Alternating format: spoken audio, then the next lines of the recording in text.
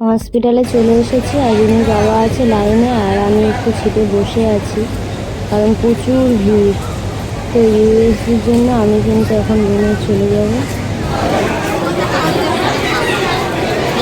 প্রথমে আমি ইউএসজি করবো, তারপরে আমি রিপোর্ট নেবো। তো ইউএসজি আমার হয়ে গেছে, তো আমি এখন চলে আসছি।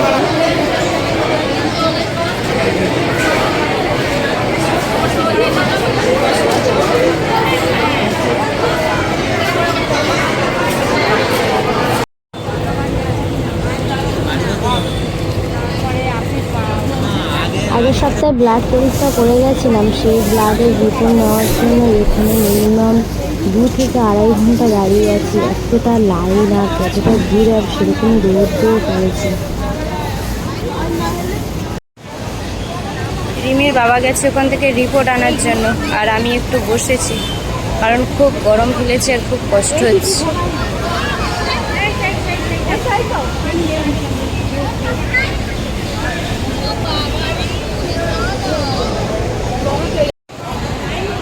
রিপোর্ট নেওয়া হয়ে গেছে।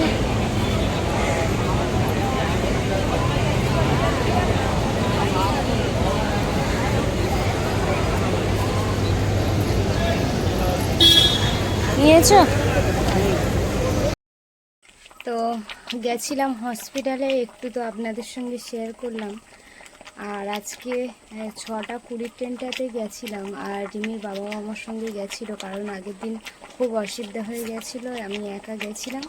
তো আজকে কিন্তু আমার ওই যে আগের দিন 4খানা ব্লাডের রিপোর্ট দিয়েছে, আর আজকে ইউএসজি হয়েছে সেটারও রিপোর্ট দিয়েছে, কিন্তু এখন ওই রিপোর্টে কী এসছে সেটা তো আমি জানি না। আর এখন ডাক্তার দেখানোর ডেট কালকে আছে, কিন্তু কালকে বাড়ির কাজের জন্য যেতে পারবো না, পরের সপ্তাহ হয়তো যেতে হবে।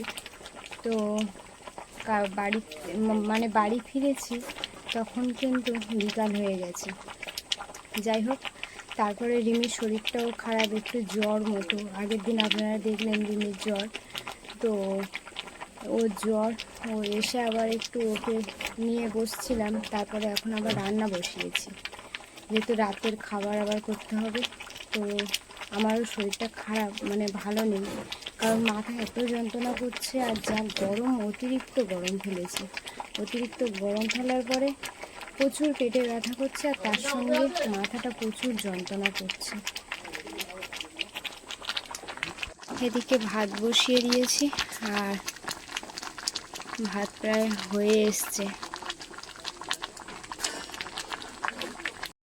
তো আজকে মিস্ত্রি কিন্তু রাতেও কাজ করছে, তো এখনো পর্যন্ত কাজ ছাড়েনি। সেই সকালবেলা এসছে, সেখান থেকে এখনো পর্যন্ত কাজ চলছে বাড়িতে। তো ওনারা রাতে খাওয়া দাওয়া করবে না, জিজ্ঞাসা করেছিলাম, খাওয়া দাওয়া করবে না, রাতে বাড়ি গিয়ে খাবে। যাই হোক, এখানে খাওয়া দাওয়া করবে না বলে ওদের মানে ওনাদের জন্য রান্নাবান্না কিছু করছি না, শুধু আমাদের ঘরের লোকের জন্যই রান্না করছি। ওদিকে চলছে কাজ, একটা ছোট আলো জ্বেলে দিয়েছে উপরে, আর কাজ হচ্ছে। ওনারা ভিতরটা আছে বলে দেখা যাচ্ছে না।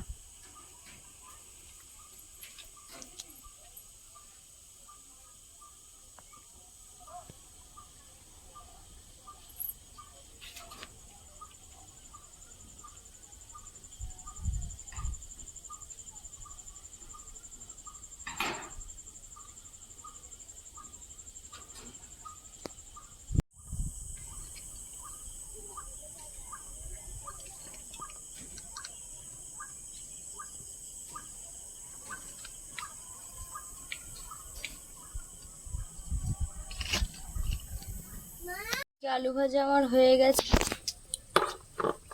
এবার ডালটা হচ্ছে ডালটা হয়ে গেলে হয়ে যাবে।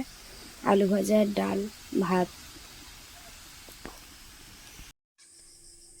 রিমির ভাত খাইয়ে দিয়েছি রান্না করে এসে, এখন ওকে একটু ওষুধ খাইয়ে দিচ্ছে। ও একা একা ওষুধটা খেয়ে নিচ্ছে, আর ওর চোখ মুখ দেখেই বোঝা যাচ্ছে যে জ্বর, গা পুরো আগুন ওর।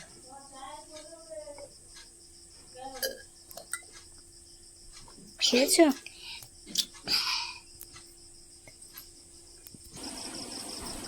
তো রিমির খাইয়ে দিয়ে ওষুধ খাইয়ে এখন কিন্তু আলু কাটতে বসে গেছি। ওদিকে আদা রসুন পেঁয়াজ ওগুলো ছাড়িয়ে গুছিয়ে নিয়েছি, আর এই বুট বুট করে আলু কাটছি আজকে। এখন কিন্তু রাত অনেক বাজে। আর সবথেকে বড় কথা হচ্ছে হসপিটাল থেকে ফিরেছি তো শরীরটাও খুব একটা ভালো নেই, শরীরটাও খারাপ। তো কিছু করার নেই, তাই শুদ্ধ এই আলু টালু সব কেটে নিচ্ছি। কাটার পরে গুছিয়ে রাখবো। আর রান্না বান্না কিন্তু কাল হবে, আজ আর রাতে হবে না। কিসের জন্য এত আয়োজন সেটা পরের ভিডিও আপনারা দেখতে পাবেন।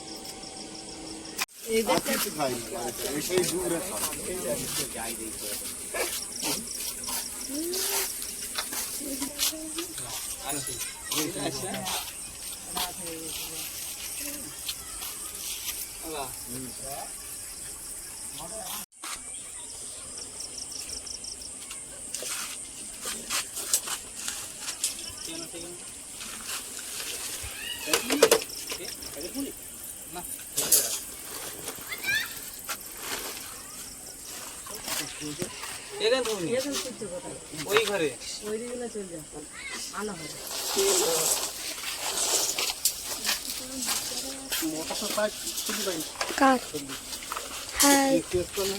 ওই মুড়িটা ইয়ে তো হবে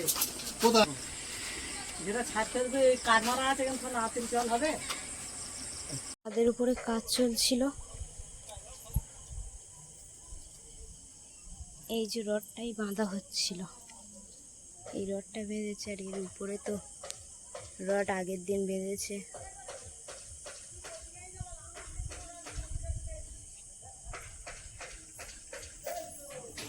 এই সিঁড়ি ঢালাইটাও কালকে পড়বে।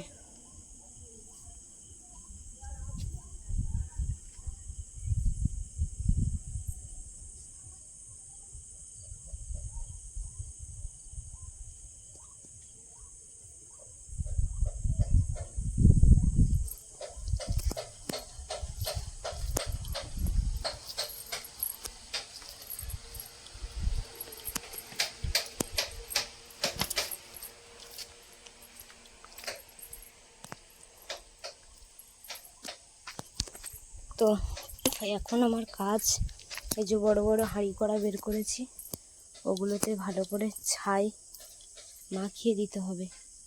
নইলে কিন্তু কাল সকালে যে রান্নাটা হবে, সকাল সকাল অনেকটাই অসুবিধা হতে পারে।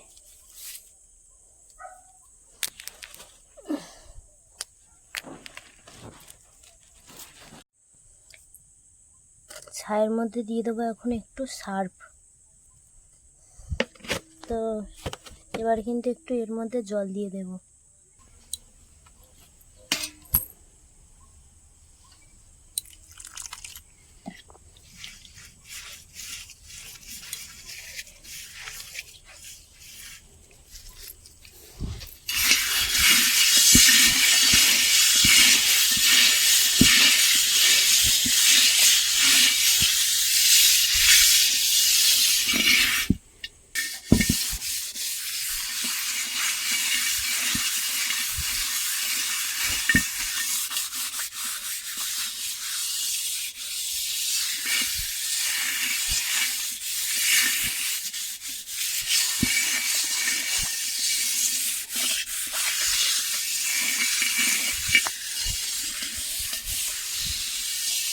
ভোর ভোর উঠে রান্না করতে হবে, তো অনেক সকালবেলা।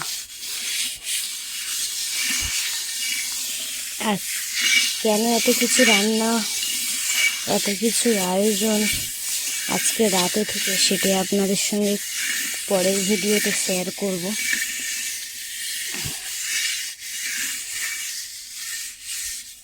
এর মধ্যে দিয়ে দিয়েছি এখন বুট। বুটগুলো এইভাবে ভিজবে সারা রাত।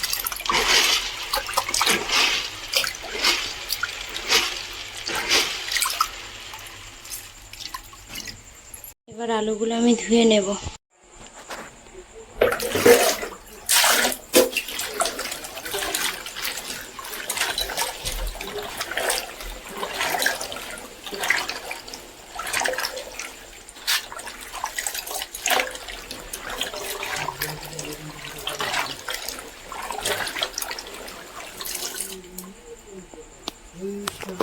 আলু ধোয়া হয়ে গেছে, আলু ধোয়া কমপ্লিট হয়ে গেছে। এবারে নিয়ে রিমির বাবা গিয়ে রান্নাঘরে রেখে আসবে। এখন ঢাকা ঢাকা দিয়ে রেখে দেবো, কালকেই সব হবে।